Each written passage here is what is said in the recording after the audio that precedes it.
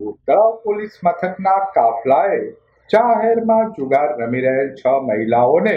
રોકડ સહિતની મત્તા સાથે ઝડપી લઈ ધોરણસરની કાર્યવાહી હાથ ધરી હતી. તળાવ પોલીસ મથકનો સ્ટાફ પેટ્રોલિંગમાં હતો તે દરમિયાન મળેલ બાતમીના આધારે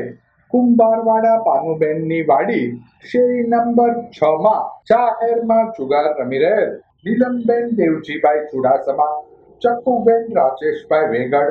સોનલબેન સાગરભાઈ મેર, કમુબેન ભરતભાઈ કાનાણી, ભાવનાબેન ભાવેશભાઈ ચાંબોચા અને મીનાબેન સુનિલભાઈ બારૈયાને રોકડા ₹10,230 સાથે ઝડપી લઈ ધોરણસરની કાર્યવાહી હાથ ધરી હતી.